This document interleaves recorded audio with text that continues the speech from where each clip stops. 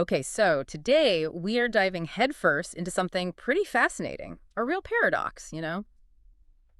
It's completely shaking up what success even means in music right now. Mm-hmm.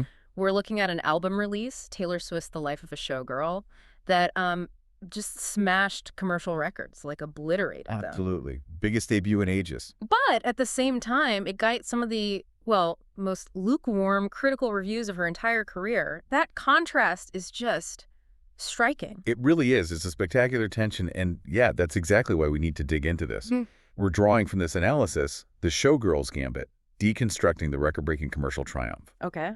And its core argument is that this massive financial win wasn't just luck or some kind of, random fluke. So what was it then? Well, the analysis says it was the calculated result of a really carefully planned, fan-focused business model. Right, because the reviews weren't bad, but that Metacritic score, around 70 out of 100. Yeah, favorable, Yeah. technically, but still her second lowest ever for a studio album. And for us, the really crucial thing to grasp here is let's call it the commercial architecture. Mm. How did an album with pretty mixed reviews manage to completely reset the bar for revenue? It feels like it decoupled the money from the reviews. Precisely. It's a decoupling of commerce and criticism. So our mission here is to unpack that strategy, that blueprint that drove the album's success. And I guess ask the big question that must be making waves in the industry. Does what the critics say even matter anymore when you can engineer a hit this huge? That's the core question. Let's kick off with the numbers, because honestly, they're just staggering. This is where it gets really wild. Yeah, the final count it's genuinely historic, especially now. In just the first week, The Life of a Showgirl pulled in a monumental 4,005,258 U.S. equivalent album units. 4 million. Just say that again. 4 million units. That completely changes the game for what a superstar release looks like, doesn't it? That feels like a number from, I don't know, the CD peak in 1999 or something. Not today. It really does. And what's critical, like you hinted, is how that number was reached. It wasn't, background streaming or passive listening driving it. No. Absolutely not. This wasn't primarily a streaming story. The huge majority of that activity, get this, 3,478,115 units came from pure album sales. Wow. Physical copies, digital downloads, stuff people actively bought. Streaming equivalent albums, the SEA units, were just over 500,000. So this record was driven overwhelmingly by fans making a conscious choice, a high-intent, direct financial decision to buy the album. Multiple times, perhaps? That seems to be the case. And the scale was immediate. The sources point out that the album sold 2.7 million copies in traditional sales formats on day one. Day one, 2.7 million. Yeah. To give you some context for that, that single-day number is bigger than the entire first week total for her last huge album, 2024's The Tortured Poets Department. Which was considered a massive success at 2.61 million for the week. Exactly. So the speed of consumption here is it's unlike anything we've seen recently. Okay, but digging into those pure sales numbers, there's this one component, the sources flag as the vinyl juggernaut.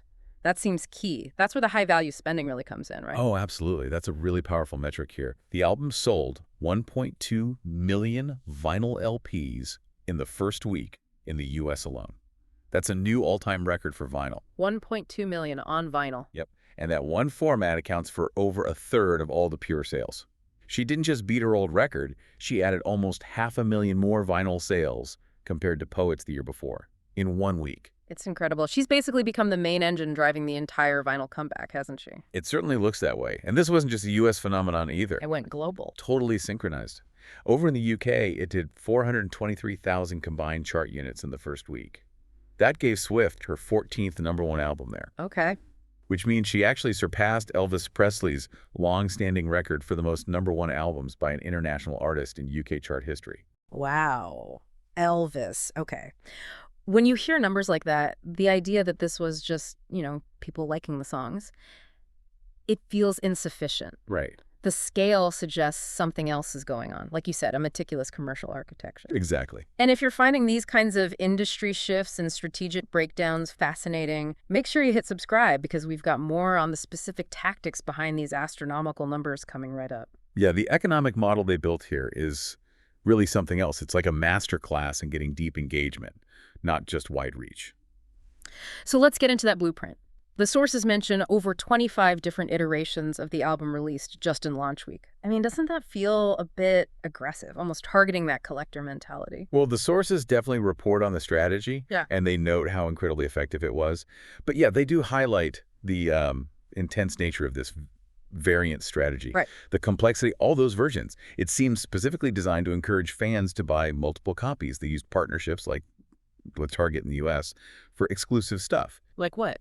Like The Crowd Is Your King, vinyl edition, which was pressed on, wait for it, Summertime Spritz Pink Shimmer vinyl. Slight chuckle. Summertime Spritz Pink Shimmer. Okay, that name alone tells you a lot about the branding here, doesn't it? It really does. And it wasn't just about having different versions. They really leaned into scarcity, a kind of gamification of buying music. How so? Well, shortly after the main release, they dropped 4 new limited edition CDs. These had 8 bonus acoustic tracks, but they were only available for 24 hours on her official website. 24 hours only creates urgency. Exactly. It shifts the goal for the dedicated fan. It's not just about hearing the music anymore. You could do that easily on streaming. It becomes about owning the complete set, getting these physical artifacts before they vanish. And this whole campaign, it wasn't just about the album as a product, was it? It felt bigger. The sources talk about a transmedia ecosystem. That's a great way to put it. The theatrical film release, the official release party of a Showgirl, that was a huge part of it, both as a revenue stream and as a shared communal event. Like going to the movies for an album release. Pretty much. Yeah. And it worked. The film grossed over $46 million globally in its opening weekend. That built right off the success she had with the Eras Tour movie. It really mirrors that tentpole strategy you see with huge movie franchises like Marvel or Star Wars. You're not just putting out music, you're creating this big cultural moment that people feel they have to participate in. And even the way it was announced was part of the strategy. Oh, yeah? Using her partner Travis Kelce's podcast, New Heights, that instantly tapped into this massive, potentially different audience. It was all part of this holistic approach, keeping the anticipation constantly buzzing. Okay, so that whole picture makes the commercial success make sense. Flawless execution on the business side. But it brings us right back to that central paradox. 4 million units sold. Record-breaking numbers. Yeah. So how is it possible that critics are using words like unforgivable for some lyrics? If the reception was so mixed, how did it sell more than Adele's massive record breaker, 25? What's the calculation there? That really is the $1 million or perhaps 4 million unit question, isn't it? That Metacritic score of 70, pretty good, but like we said, second lowest of her career. It stands in such stark contrast to the sales. It's the great divide. Absolutely. The critics who didn't love it, they were quite vocal. Common themes were things like a perceived lack of quality control or a sense of regression back towards maybe earlier pop sounds, not the singer-songwriter vibe of, say, folklore. And the lyrics specifically got called out. Oh, yeah. Reviews cited specific lines they found, let's say, less than stellar. Things deemed unforgivable or meany. Like, we all dressed up as wolves and we looked fire. That one got some attention. That's one of them. And of course, the one that really took off. Did your girl boss too close to the sun? Okay, yeah. Girl boss too close to the sun. That's certainly a lyric. It is. And the sources suggest that the criticism really stemmed from this feeling that, lyrically, maybe it wasn't hitting that sharp, sophisticated level some fans and critics had come to expect after her more recent projects. But how did the artist herself react to this? Did the negativity bother the campaign? Well, her public stance was what the sources call calculated indifference. She basically leaned into it. She told Apple Music's Zane Lowe something like, "I embraced the chaos. If everyone agreed, there'd be nothing to talk about." Huh. That's interesting. It's a really smart defense, actually. She's strategically reframing the criticism. It's not about quality judgment anymore. It's just part of the overall engagement. So bad reviews, good reviews, as long as people are talking. It keeps the album front and center. It fuels the cultural moment, which ironically might drive even more interest in sales. Which brings us right to the core idea here, the aha moment, this Right. decoupling phenomenon. The sales seem completely disconnected from what critics thought. Precisely. The analysis points strongly towards this. The main driver for buying all those physical copies, especially multiple versions, wasn't necessarily, this is the best album ever. It was the act of support. Support for the artist. Yeah, the desire to own a tangible piece of her work, fulfilling that parasocial relationship that's so powerful with her fan base. For an artist operating at this massive scale, the old system, where critics were the gatekeepers, the influential voices between the art and the audience, That system is broken. or at least functionally obsolete in this specific context. Mm. The sales here measure the strength of the fan connection, not the critical consensus. Okay, but the big question for the rest of the industry must be, can anyone else actually do this? Can this success be replicated? That's debatable. The analysis leans towards calling it an inimitable anomaly. Meaning unique. Pretty much. While the basic strategy, cultivate a super loyal fan base, create desirable physical collectibles, that's definitely something others can try, but achieving 4 million units, that likely requires that rare mix of a multi-decade dedicated fan base, huge amounts of capital to fund everything, and the kind of cross-industry clout needed for something like a global theatrical film release. Right. Not many artists tick all those boxes. Very few.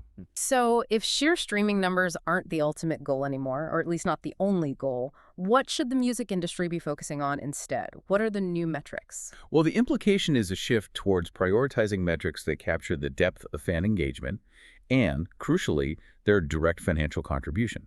Things like average revenue per fan, or ARPF. That could become a much more telling indicator of real commercial power than just total streams. Average revenue per fan. Okay. Yeah. This whole debut really hammers home the incredible power of physical media, not just as music carriers, but as collectible items, as artifacts. And it cements this idea of the superfan economy as the main engine right now for truly record-shattering revenue. That deep loyalty translates directly into sales. The album becomes this high-value piece of merchandise, part of her overall IP, which leads to a final thought. This level of success, controlling all these elements, the variants, the film, it really underscores how vital IP control is for campaigns like this. Absolutely critical. So here's something for you, the listener, to think about. Could this kind of success push a whole new generation of artists to demand more control over their own master recordings, over their commercial destinies? Could we see this fundamentally reshaping those artist label contract negotiations in the years ahead? That is the big lingering question, isn't it?